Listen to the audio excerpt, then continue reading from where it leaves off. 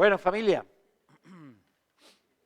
pues vamos a empezar el estudio. Como ya os dije la semana pasada, vamos a empezar un tema nuevo, que es antropología bíblica. Siempre pongo la palabra rara como título, pero al final hemos hablado del Padre, del Hijo, del Espíritu Santo, pues el siguiente somos nosotros, el ser humano. Entonces, antropología es el estudio sobre el ser humano, pero en este caso nos vamos a centrar en la antropología bíblica, es decir, en qué dice la Biblia acerca de qué es el ser humano, por qué estamos aquí, por qué nos creó Dios, etcétera, etcétera, etcétera. La antropología, como ahí dice, ¿no? Intenta explicar cuál es el origen del ser humano, intenta definir la naturaleza del ser humano y cuál es el destino, ¿no? Las típicas preguntas. ¿De dónde venimos? ¿Quiénes somos? ¿Y a dónde vamos? Pues a estas preguntas se intenta definir la antropología. La antropología en general, pues tenemos la biología, ¿no? Que nos habla de cómo es el ser humano biológicamente. La psicología también estudia la antropología, viendo cómo es el ser humano, cómo funciona su mente, sus sentimientos, sus emociones, los traumas, etcétera. Pero en este caso no nos vamos a centrar ni en la biología ni en la psicología. Vamos a centrarnos en la Biblia. De tal manera que la Biblia no solo nos dice de dónde viene el ser humano, sino también nos dice para qué Dios creó al ser humano, y un tema muy importante que veremos es cómo se relaciona Dios con el ser humano y el ser humano con Dios. Es decir, cómo nosotros nos podemos relacionar con Dios. Algunas veces me preguntan mis alumnos, oye, ¿y Dios cómo me habla? Y yo les digo a ellos, a ver, respóndeme tú, ¿cómo te habla Dios? Y empiezan a pensar y me dicen, pues con la Biblia. Y yo, vale, muy bien. Búscame dónde pone la carrera que tienes que estudiar. ¿En qué versículo? Venga. ¿No? ¿No te habla Dios con la Biblia? Es verdad que yo le hago trampas con las preguntas, ¿no? Lo hago así para liarlo un poco. Pero lo vamos a ver. Porque voy a decir algo que va a parecer una herejía, pero tiene su sentido. Dios no nos habla con la Biblia. Dios no nos habla con la oración. Utiliza la Biblia y utiliza la oración para hablarnos. Pero nos habla a través del Espíritu. El Espíritu de Dios se comunica con nuestro espíritu y ahí se comunica con nosotros. Y para eso utiliza la Biblia, utiliza la oración, utiliza a los hermanos, utiliza muchas herramientas. Pero Dios nos habla a través del Espíritu. Yo no la conozco personalmente a esta persona, pero sé de una persona que de hecho es ¿cómo se llama esto? El profesor de universidad, pero el catedrático de la Universidad de Teología de Salamanca, evidentemente católica. Él, Samuel Pérez Millos, que era amigo suyo, me decía, mira, esta persona, el catedrático de la Universidad de Salamanca, se sabe la Biblia de memoria. Tú le dices, dime Joel capítulo 1, versículo 9, y te dice, te lo recita. La Biblia de pe a pa de memoria. Y dice, y es ateo, no cree en Dios. ¿Dios le ha hablado a esa persona a través de la Biblia? Pues entonces la Biblia no es lo que te habla es el Espíritu a través de la Biblia. Por eso es necesario, y vamos a estudiar en la antropología, cómo nos relacionamos con Dios. Entonces vamos a estudiar qué es el ser humano, cuál es el sentido de la existencia del ser humano, cómo nos creó, para qué nos creó, y vamos a ver cómo el ser humano se relaciona con Dios. ¿Vale? ¿Cómo es esa relación? Porque aún así nosotros siempre tenemos esta duda, oye, ¿me lo habrá dicho Dios? ¿O esos son mis sentimientos? ¿Son mis pensamientos? ¿O esto de verdad viene de Dios? Y siempre tenemos esa duda. Incluso cuando decimos, esto me lo ha dicho Dios 100% seguro. Y a la media hora dices, sí, me lo ha dicho Dios, pero ¿y si...? Y siempre tiene esa duda, siempre tiene ese miedo. Entonces, necesitamos entender cómo es esa comunicación, para estar seguros de que lo que Dios nos ha dicho, nos lo ha dicho. Y esto, hay ejemplos en la Biblia, no es que te pase a ti. Es que hay personajes en la Biblia, por ejemplo, Gedeón, que le pasa esto. Gedeón viene Dios y le dice, oye, ve a luchar contra los madianitas y libera a mi pueblo. Muy bien. Y ya Gedeón al rato o a los días le dice, Dios, escúchame, si de verdad voy a ganar un vellón de lana aquí en el campo y que esté todo mojado y el vellón seco. Y al día siguiente, Dios, perdóname, no te enfades conmigo, pero ahora al revés, que esté todo seco y el vellón mojado. Y llega y lo hace Dios y le responde. Y ya Gedeón estaría contento, ¿no? ¿Vale? Pero monta el ejército, se va a luchar y llega, Dios, ¿seguro que voy a ganar? Ya con su ejército, ¿seguro que voy a ganar? Y dice Dios, mira, Gedeón, vete para abajo de noche al campamento enemigo, escóndete y escucha. Y Gedeón va abajo y escucha como los enemigos dicen, he tenido un sueño en el cual veo un pan rodando montaña abajo que cae sobre nuestro campamento y nos va a ganar, nos va a matar a todos. Y dice el otro, ese es Gedeón que lo ha mandado Dios por nosotros. Y Gedeón, al escuchar esto, ya está, vamos a ganar. Pero ¿veis? Es alguien que Dios le ha hablado, Dios se le ha aparecido y aún así tiene dudas y vuelve a tener dudas y vuelve a tener dudas porque tiene miedo. No es algo que nos pasa a nosotros, es algo que también pasa en la Biblia. Entonces necesitamos entender cómo nos comunicamos con Dios, ¿vale? Pero esto lo veremos más adelante. Hoy vamos a esta introducción porque, como dice el último párrafo, ¿no? El ser humano fue creado a imagen de Dios y este es el fundamento de la antropología. Este es el gran argumento a favor de la dignidad del ser humano. Si el ser humano tiene valor, y no digo el pueblo de Dios, no digo sus hijos, digo el ser humano, la humanidad, si el ser humano tiene valor, es precisamente porque el ser humano fue creado a imagen y semejanza de Dios. Y esta es la base de la antropología. ¿Vale? Entonces vamos a empezar. Lo primero, el ser humano en la creación. ¿Cómo fue creado el ser humano? A ver, ¿quién lo sabe? ¿Cómo fue creado el ser humano? ¿Alguna respuesta? No pregunto eso. He preguntado que cómo fue creado el ser humano en general. En este caso, Adán y Eva, que fueron los primeros. ¿Cómo fueron creados? Pues en la Biblia tenemos dos textos en los que nos dice cómo fue creado el ser humano. El primero se encuentra en Génesis capítulo 1, ahí lo pone, Génesis capítulo 1, versículos 26 y 27. Y dice, entonces dijo Dios, hagamos al hombre a nuestra imagen conforme a nuestra semejanza. ¿Cómo nos creó? Según ese versículo. No, pero ¿cómo? ¿De qué manera? ¿Qué hizo? ¿Cogió un martillo, un cincel? No, eso lo dice el capítulo 2, pero el capítulo 1 no dice eso. Hagamos. ¿Cómo? ¿Sabéis? Ahí utiliza la palabra bará. Y la palabra bará es crear de la nada. Es decir, donde algo no existe, de repente lo crea. ¿Cómo crea Dios el universo, la tierra? Y Dios dice, y la Biblia dice, bará, con su voz. Decía y era.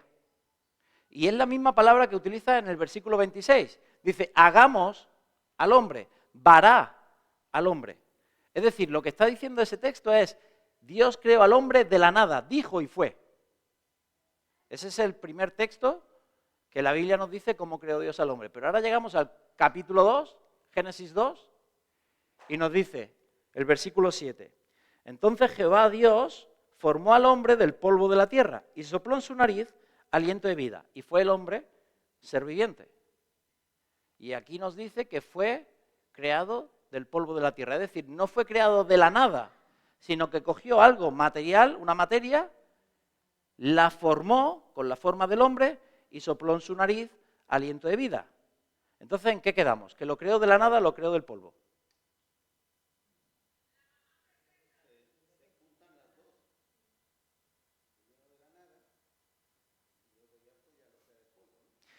Mirad, el problema de esto es que entre el capítulo 1 y el capítulo 2, esto parece una contradicción, parece, pero no es la única. Hay más. Por ejemplo, en el capítulo 1, versículo 27 nos dice, varón y hembra los creó. Es decir, como que los creó a la vez. Pero llega el capítulo 2, crea al hombre. No es bueno que el hombre esté solo. Crea a los animales y no se halló ayuda idónea para él. Y entonces creó a la mujer. Entonces, ¿en qué creamos? ¿Que los creó a la vez o que creó uno y después el otro? Pero no solo eso. Llega el capítulo 1 y te dice en el día 5, y creó Dios los peces y las aves. Y en el día 6, animales de la tierra y por último al hombre. Llega el capítulo 2, versículo 7, y Dios formó al hombre del polvo de la tierra. Versículo 19, y Dios formó a los animales del polvo de la tierra, es decir, y dice, a toda ave de los cielos, a todos animales terrestres. ¿Qué creó primero Dios, al hombre o los animales? Porque según el capítulo 1, primero los animales, después el hombre. Según el capítulo 2, primero el hombre y después los animales. ¿En qué quedamos? Si estos dos capítulos de la Biblia lo escribe Moisés, digo, Moisés, vamos a ver, si eres tú la misma persona, un capítulo y el siguiente, tú te vas a contradecir. Si me contradice otra persona que escribe 500 años después, pues todavía puede tener algún sentido, aunque si está en la Biblia no hay contradicción. Pero tú mismo, Moisés, tú solito te vas a contradecir. Pues necesitamos buscar una explicación, porque, como decía Julio, no, las dos cosas, ¿vale? Pero ¿cómo unimos las dos cosas? ¿Cómo puede ser que Dios cree de la nada, pero después Dios cree de algo? No tiene sentido. Entonces, ¿cómo unimos estas dos cosas? Mirad, la realidad, lo que ocurre aquí, y esto lo vemos en la creación del hombre, y por eso saco este tema, porque si os fijáis en la creación del hombre, Dios está tomando un papel distinto. En el capítulo 1, Dios, desde fuera de la creación, está hablando a la creación para crear las cosas. Pero es como que Él está fuera, no está relacionándose con la creación. Pero en el capítulo 2 nos dice que Dios viene, forma del polvo de la tierra y sopla en su nariz. Se ve relación, como Dios está interviniendo en su creación. No está fuera de la creación, sino que está interviniendo. De tal manera que lo que me doy cuenta es que quieren decir dos cosas distintas. Lo voy a explicar de otra manera. Mirad, imaginaros que ahí enfrente hay en vez de un edificio, lo que tenemos es un agujero muy grande, porque van a construir un edificio. Y lo primero para construir un edificio es cavar para abajo, para construir los cimientos. Eso es lo primero. Entonces yo salgo de aquí y lo primero que veo es un agujero. Y entonces me asomo ya a la valla y digo, oye, que yo quiero ver el edificio. Y el que está allí me dice, pues si quieres ver el edificio, vente dentro de 9 meses, que es lo que vamos a tardar en construirlo, y ya lo ves. Digo, no, yo quiero verlo ahora. Y, pero vamos a ver, ¿cómo lo va a ver el edificio ahora si aquí hay un agujero? Y dice, bueno, vale, vamos a hacer una cosa. Y entonces llama al arquitecto. Y el arquitecto viene, a ver, que yo quiero ver el edificio. Y me dice, no te preocupes, ahora mismo. Y me enseña todos los planos. Yo estoy viendo el edificio entero. Yo estoy viendo dónde van las ventanas, dónde van hasta las tuberías, que después cuando esté hecho no lo voy a ver. Pero ahí estoy viendo las tuberías, estoy viendo las puertas, estoy viendo cuántas plantas va a tener, cuántas habitaciones, la distribución. Yo estoy viendo el edificio entero en unos planos. Y entonces yo miro y digo, edificio, agujero, edificio, agujero. Y digo, no, espérate, que yo quiero ver el edificio. Y entonces el que está allí me dice, vamos a ver, pesado, porque es simpático, si no me diría algo más fuerte, ¿no?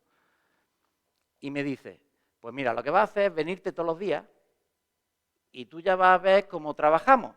Y vas a ver cómo vamos echando hormigón, después vamos poniendo las varillas para hacer las columnas, después ya hacemos las columnas, después las plantas y por último ya los revestimientos y ya verá el proceso del edificio. Y dentro de 9 meses verá el edificio entero.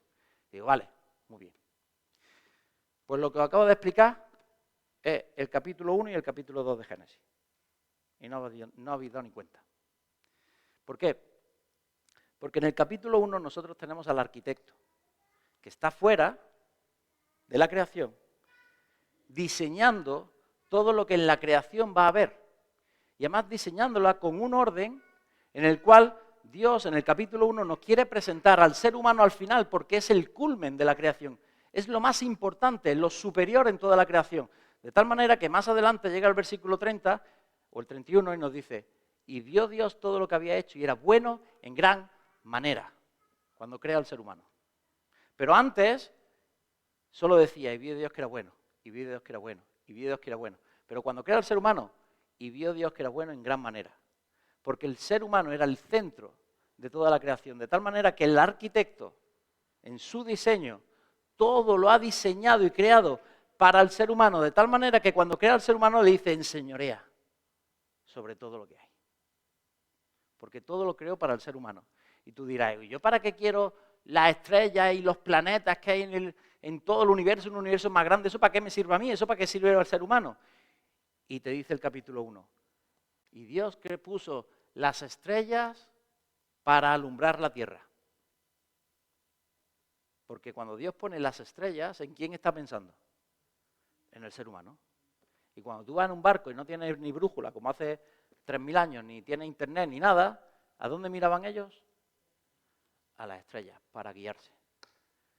Y Dios puso las estrellas para alumbrar la tierra. Y llegamos a los Reyes Magos, que no eran reyes, y vienen a Jerusalén y van al palacio y le dicen al rey, hemos visto, ¿dónde? En las estrellas que ha nacido el rey de los judíos. Dinos dónde está que venimos a adorarle. ¿Para qué puso Dios las estrellas? Para alumbrar la tierra. Para el ser humano. Porque cuando Dios estaba creando, estaba pensando en el ser humano. ¿Por qué? Porque el ser humano es lo único de toda la creación creado a su imagen y semejanza. Y ahí en el capítulo 1 tenemos al arquitecto diseñando. Pero en el capítulo 2 tenemos al albañil, el que te explica cómo se hacen las cosas. En el capítulo 1 te dice, y Dios creó al hombre y a la mujer. Pero en el capítulo 2 te dice, mira, yo al hombre lo hice así, y después a la mujer lo hice así de la otra manera. El albañil explicándote cómo suceden las cosas. De tal manera que cuando veamos una contradicción entre el capítulo 1 y el capítulo 2, tenemos que entender que uno está haciendo un diseño teológico de la creación, mientras que el otro te está contando una historia, algo histórico. Está marcando el orden en el que suceden las cosas. De tal manera que no hay una contradicción, es que te quieren enseñar cosas distintas. Los dos te están enseñando la creación, te están enseñando el edificio, pero el arquitecto te lo enseña de una manera y el albañil te lo enseña de otra. ¿Entendéis? Por eso no hay una contradicción. De tal manera que podemos unir estos dos textos sobre cómo creó Dios al ser humano. Porque en uno te está hablando de diseño. Dios creó al hombre a su imagen y semejanza. En el otro te está hablando de cómo lo hizo realmente. No hay una contradicción. Es que te quieren enseñar cosas distintas. ¿Entendéis?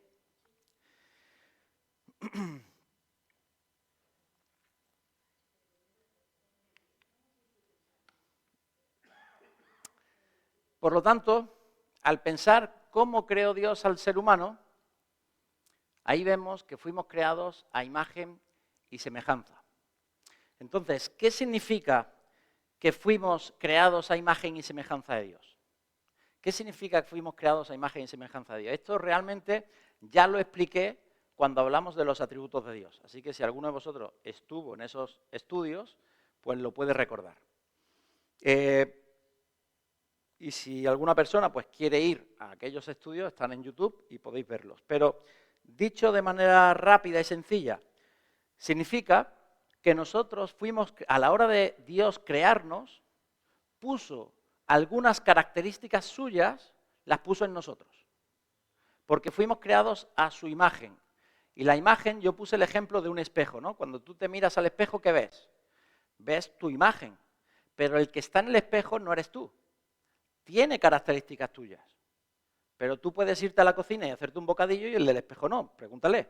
Dile, vete a la cocina y hazte un bocadillo. ¿A qué no puede? Porque es tu imagen, no eres tú. Nosotros somos creados a imagen de Dios, de tal manera que Dios tiene más características que nosotros, aunque nosotros mostramos muchas características suyas. ¿Podemos amar? Sí, pero podemos amar porque Dios, que es amor, puso su amor en nosotros. Eso significa que fuimos creados a su imagen. ¿Qué significa que fuimos creados semejantes a Él? Pues significa que fuimos creados de tal manera que podemos contenerle, que Dios puede vivir en nosotros. Y puse el ejemplo de un guante, ¿no? ¿A qué es semejante un guante? Pues un guante es semejante a la mano. ¿Por qué?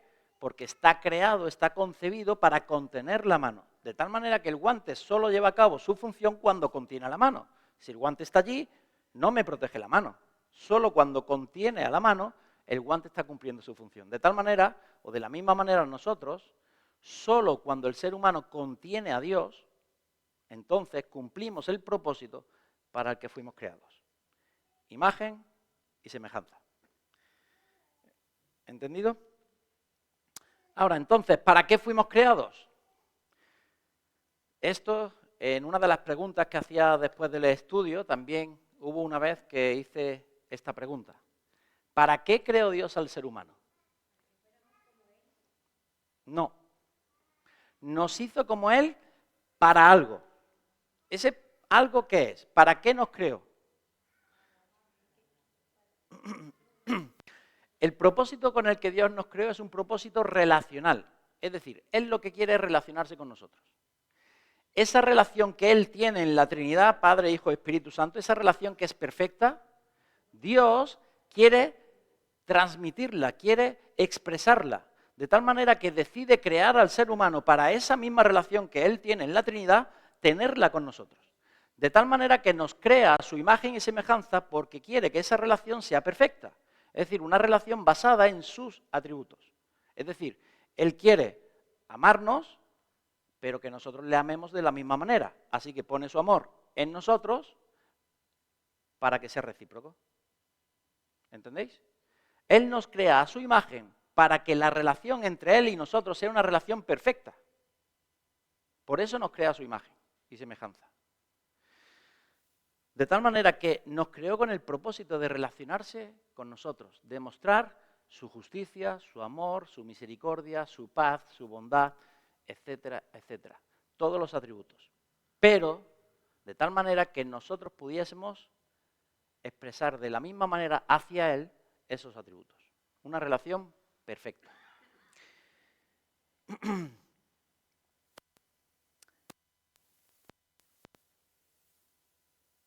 Ahora, precisamente el hecho, ahí lo pone, ¿no? El propósito relacional. Y el último punto, fundamento del valor del ser humano. Precisamente el hecho de que el ser humano haya sido creado a su imagen y semejanza es lo que hace que el ser humano tenga valor. El ser humano es lo más valioso de la creación precisamente porque es lo único de la creación creado a imagen y semejanza suya. Un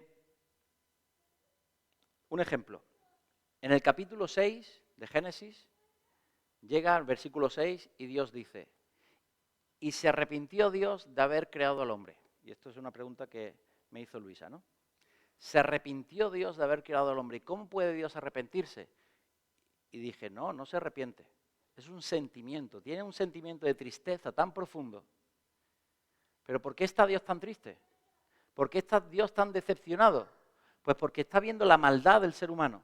Cómo la maldad del ser humano es tan grande sobre la tierra que todo ser humano solo pensaba continuamente en hacer el mal. Y Dios, al ver eso, se entristece profundamente. ¿Pero por qué se entristece? Porque nos ama. Si no nos amara, le daría igual. Es decir, nos ama de tal manera que el hecho de que ver al ser humano como está haciéndolo mal, el ser humano se está alejando de él, eso le parte el corazón. Y cuando llega el capítulo 3 de Génesis y ve como el ser humano, Adán y Eva, que lo acaba de crear antes de ayer, y ve cómo están pecando, llega Dios, coge a Satanás y le dice: mira, Satanás, por cuanto has hecho esto, pondré enemistad entre tú y la mujer, entre tu simiente y su simiente. Tú le herirás en el calcañar, pero ella te herirá en la cabeza. Le está diciendo a Satanás: Satanás, que sepas que va a nacer alguien de una mujer que te va a derrotar. Capítulo 3 de Génesis. ¿Y quién es ese que nace de una mujer y derrota a Satanás? Jesús. Capítulo 3 de Génesis. Es decir, Dios nos ama tanto que en el mismo momento que ve como el ser humano está pecando, dice: esto no puede ser. Y provee de un plan de salvación. El hecho de que fuimos creados a imagen y semejanza de Dios es lo que mueve a Dios a desear salvarnos, a desear proveer para el ser humano un plan de salvación, porque sabe que por nosotros mismos no podemos ser salvos. Y entonces tiene que proveer de este plan de salvación que tiene que ver con su sacrificio en una cruz por ti y por mí. Este pecado impacta en el corazón de Dios, nuestro pecado. Así que Dios, movido a misericordia, movido por su gracia, movido por su amor, decide salvarnos. Alguna vez me preguntan también mis alumnos, oye, maestro, si Satanás se arrepiente, ¿Dios lo perdonaría? ¿Puede ir al cielo?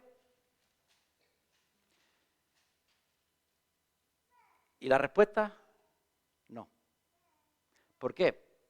Porque la salvación es solo para el ser humano. ¿Por qué? Porque el ser humano es lo único creado a imagen y semejanza de Dios. Porque el que murió en la cruz fue un ser humano, representando a toda la humanidad y muriendo solo y exclusivamente por nuestros pecados. De tal manera que los ángeles pueden decidir si quieren obedecer a Dios o no. Pero una vez que deciden, hasta el final. De tal manera que no hay plan de salvación para ellos. Y Jesús y Dios se lo dice a Satanás en Génesis capítulo 3. Por cuanto has hecho esto, que sepas que va a pasar lo otro. Vas a ser derrotado. Si te hubiese estado calladito en una esquina, pues a lo mejor te hubiese dejado ahí. Pero por cuanto has hecho esto, vas a ser derrotado. No hay redención para ti. Para el ser humano sí. ¿Veis la diferencia? Así que ese es el valor que tiene el ser humano. ¿Y por qué digo esto? Pues porque el ser humano que es valioso no eres tú ni yo, es todo ser humano. ¿Con qué ojos miramos a los demás? Porque cuando Dios los mira, los ve valiosos. Cuando Dios los mira, tiene misericordia y tiene pena. Cuando los miramos nosotros, pues el ser humano, no sus hijos, no los cristianos evangélicos de la iglesia de Betel. El ser humano tiene valor porque todo ser humano fue creado a imagen y semejanza de Dios. Si no, ¿por qué podemos encontrar bondad ahí fuera? También maldad, y lo veremos ahora. Pero ¿por qué podemos encontrar a personas buenas? Personas que quieren ayudar a otros, que no creen en Dios, que niegan a Dios, que son ateos, pero se mueven y ayudan. ¿Por qué? Porque la imagen de Dios está en ellos. ¿Distorsionada por su pecado? Sí, pero la imagen está. La imagen está. ¿Con qué ojos miramos a los demás? Ahora, en el capítulo 2 de Génesis, versículo 8, dice: y Jehová Dios plantó un huerto en Edén, al oriente, y puso allí al hombre que había formado. Es decir, el hombre no fue creado en el huerto del Edén. Fue creado, después Dios plantó el huerto, y entonces puso al hombre en el huerto. ¿Por qué pone Dios al hombre en el huerto? Pues porque allí va a estar Él.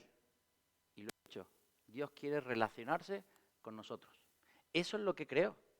A un ser humano perfecto, sin pecado, con su imagen, con el que poder relacionarse. Y lo pone en un lugar donde Dios va a estar con él.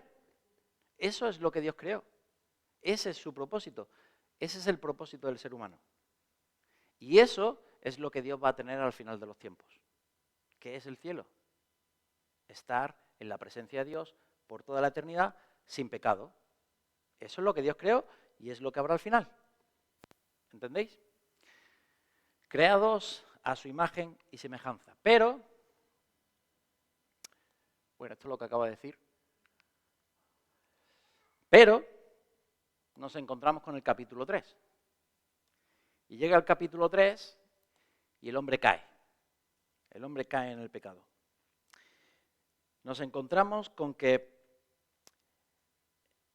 el pecado entra en el hombre. Y esto tiene una serie de consecuencias, tanto en el propio ser humano, en la naturaleza, en el ser del ser humano, pero sobre todo en su relación con Dios. Llega Dios y echó al ser humano del huerto. ¿Por qué? Porque ya no podéis estar en mi presencia. Y puso una espada de fuego dando vueltas por el huerto. ¿Para qué? Para que nadie pudiera entrar al huerto. Porque ya no podéis estar en mi presencia. ¿Por qué? Porque en vosotros hay pecado. Es decir, el pecado tiene una consecuencia sobre nuestra relación con Dios. Queda rota. Y también tiene una consecuencia sobre la imagen de Dios en nosotros. De tal manera que el ser humano, cuando el pecado entra en el hombre, en el ser humano empezamos a mostrar cosas que no estaban en la imagen de Dios. De tal manera que podemos ser justos, pero también podemos ser injustos. Dios no. Dios no puede ser injusto. Podemos decir la verdad y podemos mentir. Dios no puede mentir. Podemos ser fieles y ser infieles. Dios no. De tal manera que a raíz del pecado, la imagen que Dios puso en nosotros queda distorsionada. Y empezamos a mostrar cosas que no estaban en la imagen de Dios cuando Dios nos creó. El ser humano que era perfecto ha dejado de ser perfecto. Ahora, ¿cómo entró el pecado en el hombre? Pues vamos a leer estos versículos, los conocéis seguro y casi hasta de memoria. Génesis 3, del 1 al 7. Dice, esto, si queréis yo os lo paso, no hay problema no hace falta que le echéis fotos, yo lo paso por correo electrónico sin problema y los apuntes míos también. Vale, perfecto. Ah, que a mí. Bueno.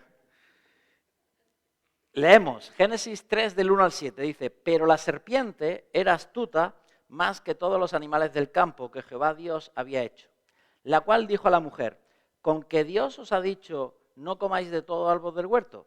Y la mujer respondió a la serpiente, del fruto de los árboles del huerto podemos comer, pero del fruto del árbol que está en medio del huerto, dijo Dios, no comeréis de él, ni le tocaréis para que no muráis. Entonces la serpiente dijo a la mujer, no moriréis, sino que sabe Dios que el día que comáis de él, serán abiertos vuestros ojos y seréis como Dios, sabiendo el bien y el mal. Y vio la mujer que el árbol era bueno para comer, y que era agradable a los ojos, y árbol codiciable para alcanzar sabiduría. Y tomó de su fruto y comió. Y dio también a su marido, el cual comió así como ella. Entonces fueron abiertos los ojos de ambos y conocieron que estaban desnudos. Entonces cosieron hojas de higuera y se hicieron delantales. Este es cómo entró el pecado en el ser humano y en el mundo. Ahora, pregunto, ¿Satanás miente? Vamos a analizar la conversación, ¿vale?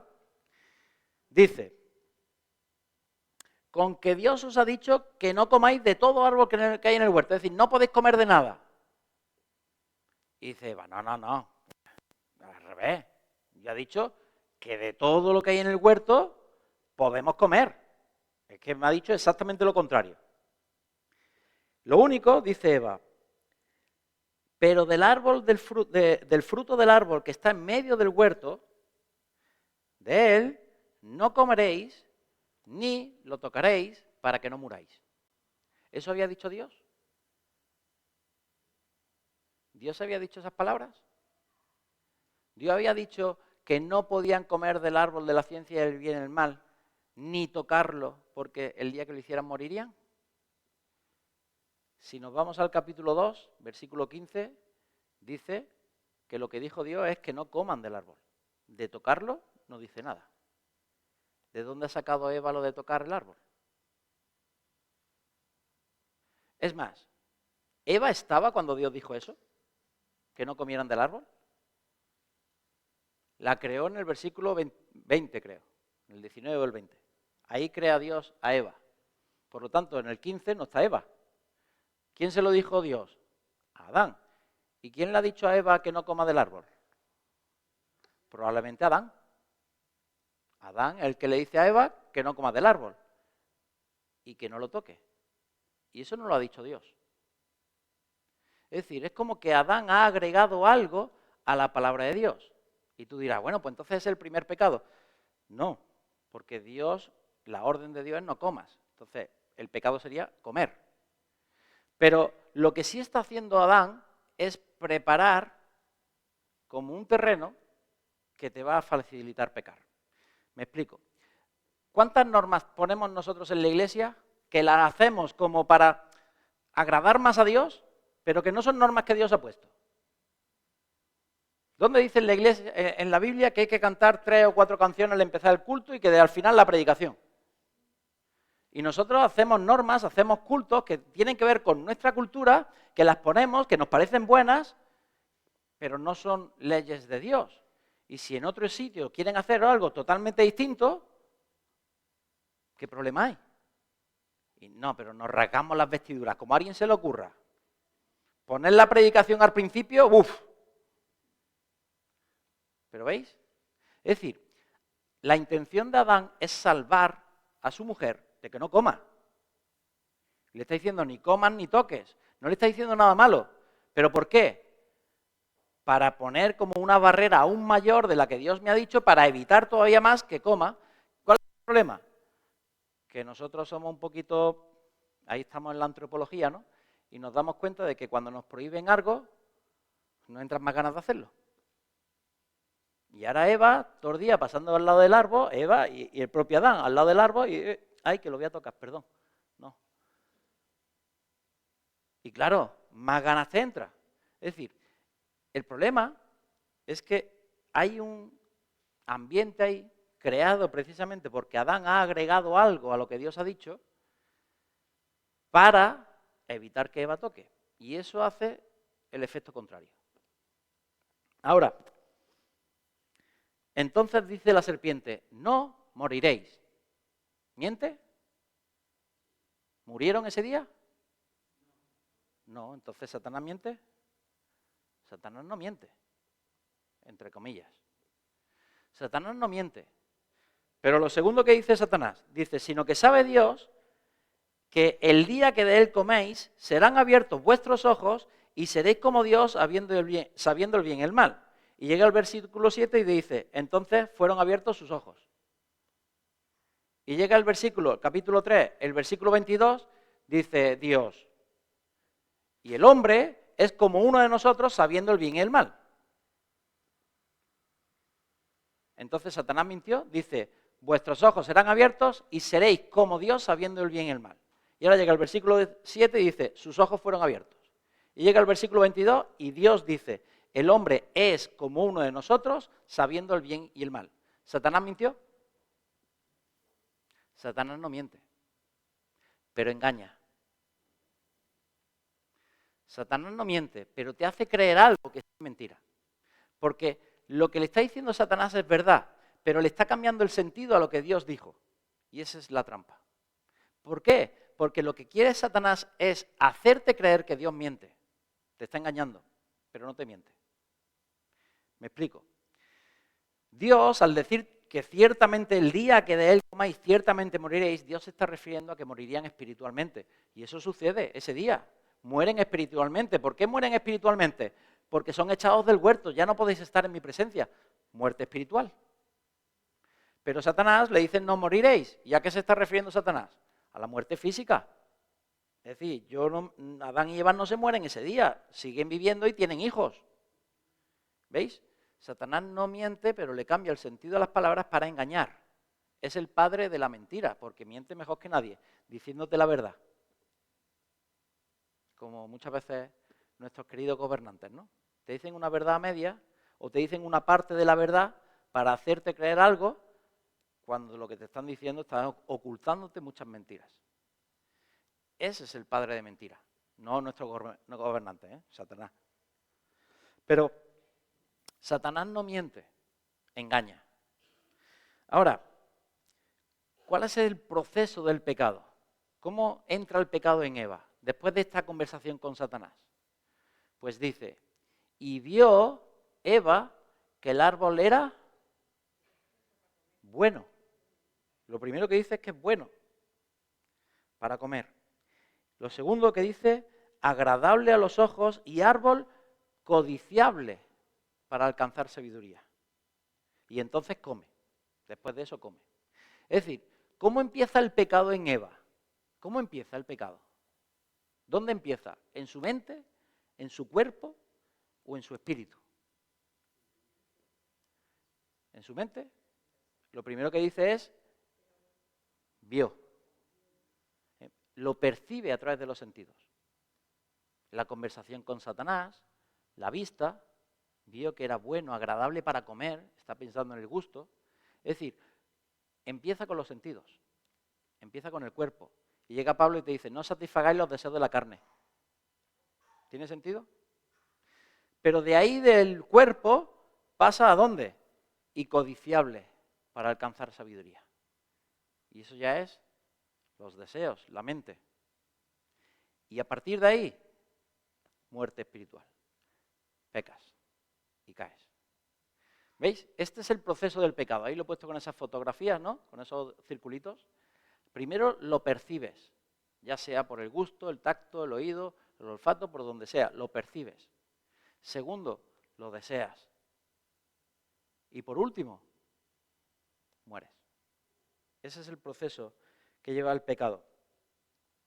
Ahora, ¿qué significa que seremos iguales que Dios conociendo el bien y el mal? ¿Cómo se llamaba el árbol? El árbol del conocimiento del bien y el mal. Y ahora llega y dice que serán iguales que Dios conociendo el bien y el mal. Es decir, el nombre del árbol ni que pintado. ¿Pero qué significa conocer el bien y el mal? ¿Saber lo que es bueno y lo que es malo? No, ellos ya lo sabían, porque Dios se lo había dicho. No comas de este árbol es caca. Ya saben lo que es bueno, todo lo demás. Y saben lo que es malo, esto. Ya saben lo que es bueno y lo que es malo. ¿Por qué? Porque Dios se lo decía. Entonces, ¿qué significa conocer el bien y el mal? Pues significa lo que la Biblia nos va a explicar más adelante. Y nos dice, lo explico y después digo lo que nos dice la Biblia. Conocer el bien y el mal significa que a partir de ese momento ya no es Dios el que te va a decir lo bueno y lo malo, sino que vas a ser tú el que va a decidir lo que es bueno y lo que es malo. Fijaros, ¿por qué digo esto? Porque es algo que antes de comer del árbol ellos no tienen. Pero Dios sí, porque dice, seréis iguales que Dios. Es decir, es algo que Dios tiene y que ellos no. Que una vez que comen del árbol, ahora sí lo tienen. Por lo tanto, tiene que ser algo que ellos no hacían antes y ahora sí. ¿Qué es? Pues lo que acabo de decir. Decidir lo que es bueno y lo que es malo. Eso es lo que va a empezar a hacer el ser humano a raíz de comer de ese árbol, que antes no lo hacía. Antes era Dios el que lo decía y ellos escuchaban. Pero a partir de ese momento sí. ¿Y qué nos dice la Biblia? Dice, y a lo bueno llaman malo, y a lo malo llaman bueno. Y fijaros lo que sucede aquí. Dice, y vio que el árbol era, a lo malo llaman bueno. Vio que el árbol era bueno. ¿Veis? A lo que Dios dice que es malo, el ser humano lo llama bueno. Eso es lo que significa conocer el bien y el mal. Ahora, esto nos lleva a otro concepto, que es el libre albedrío. ¿Por qué Adán y Eva pecan? ¿Por qué pueden pecar? Libre albedrío. ¿Qué es esto del libre albedrío? Bueno, pues es el concepto, que también lo hemos hablado alguna vez, pero es el concepto por el cual Dios le ha dado libertad al ser humano para poder decidir. Para poder decidir o tomar una decisión concreta. Es decir, Dios pone al ser humano en el huerto y planta dos árboles. El árbol de la vida y el árbol del conocimiento del bien y el mal. Los dos están en el centro del huerto. Y le dice al hombre, de todo lo que hay en el huerto puedes comer. De todo puedes comer. Pero si comes de este, mueres. ¿El hombre podía comer del árbol de la vida? ¿Y hubiera sido bueno para él? ¿Quién decide comer de ese árbol o del otro? El hombre. ¿Alguien le está obligando a elegir de un árbol o de otro? ¿Satanás obliga al hombre a coger del árbol de la ciencia del bien y el mal? No. ¿Veis? Eso es el libre albedrío. Expresado en la manera en la que Dios crea. Crea un huerto donde pone al hombre con dos árboles y le dice, elige. El hombre es el que elige. Y esto no limita la soberanía de Dios. Dios sigue siendo soberano. ¿Por qué? Porque Él es el que le dio la libertad al ser humano. Con lo cual, no limita su soberanía. Es Él el que decidió hacerlo así. Dios le dio esta libertad al ser humano. ¿Por qué? Entre otros motivos, porque Dios es libre de decidir y nos creó a su imagen. Así que nos crea con libertad para poder decidir. Ahora, mientras que un árbol produce vida eterna, el otro produce muerte eterna. Pero entonces, volvemos a esta pregunta. ¿Por qué Dios le da esta libertad? ¿Por qué Dios permite el pecado? Dios, sabiendo todas las cosas, sabiendo que el ser humano va a pecar antes de que peque, ¿por qué Dios lo crea así? ¿Por qué le da esta libertad, este libre albedrío al ser humano? ¿Por qué Dios permite el pecado? Pues mirar, porque es muy difícil entender el amor verdadero sin libertad. Difícil no, imposible. Si no hay libertad, no hay amor. ¿A ti te pueden obligar a amar a alguien? Es decir, te ponen una pistola en la cabeza y dices, a partir de ahora me amas. Qué fácil sería ligar, ¿no? Nos compramos una pistola con la que me guste, ¿no? Pero es imposible. Por mucho que yo quiera obligar a alguien, yo no puedo obligarlo. Es la persona la que tiene que decidir en su libertad amarme. Porque si no, lo que hay ahí no es un amor verdadero, no es un amor genuino, no es el amor de Dios. Dios en su libertad decidió crearnos, en su libertad decidió salvarnos. ¿Por qué? Porque el amor que Dios tiene por nosotros es total, es verdadero, es eterno, nunca cesa. De tal manera que lo que Dios quiere es que el ser humano en su libertad elija amarle. Por eso pone el árbol de la vida. Le dice, oye, de todo puedes comer, de este también, ¿eh? Mira este, ¿has visto qué buen árbol?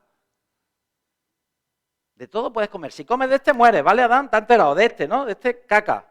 Pero de este, ¿qué está? Porque lo que Dios quiere es que el ser humano, en su libertad, elija amarle. Sin libertad no hay amor. No puede haber una imposición por parte de Dios. Por lo tanto, si nos quita esa libertad, lo que ahí quedaría no es amor. Si no nos hubiera dado esa libertad, esa relación perfecta que Dios quería tener con el ser humano, que es lo que Dios creó, no hubiera existido, ni existiría nunca. Seríamos marionetas. Seríamos una simple creación como otra cualquiera, pero no seríamos a su imagen. Por lo tanto, es necesario que nosotros, de la misma manera, decidamos libremente amarle. Y para eso, para darnos libertad o libre albedrío, es por lo que Dios permite el pecado.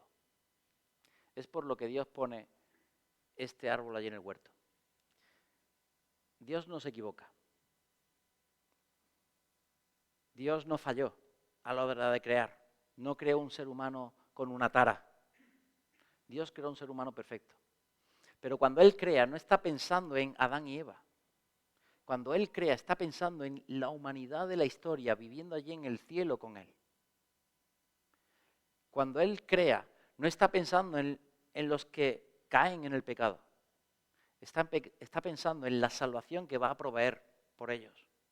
Porque cuando Dios crea, no está pensando en el hoy, está pensando en la eternidad. Porque la relación que Dios quiere tener con nosotros es una relación conforme a sus características. Y como nosotros no somos eternos, ¿qué hace Dios? Nos da vida eterna. ¿Entendéis? Así que, para que esa relación fuera perfecta, Dios tiene que permitir que el ser humano peque. Nos tiene que dar libertad. Ahora, eso traerá muchas consecuencias. Consecuencias para el ser humano. El hecho de haber pecado. Traerá consecuencias, como os dije al principio en la introducción, para nuestra relación con Él. Traerá consecuencias en nuestra imagen. Y a partir de la semana que viene, pues empezaremos a ver este tema, ¿vale? Empezaremos a ver la naturaleza del ser humano, qué somos, cómo funcionamos y cómo nos relacionamos con nuestro Padre. ¿De acuerdo? Así que vamos a orar y terminamos aquí el estudio.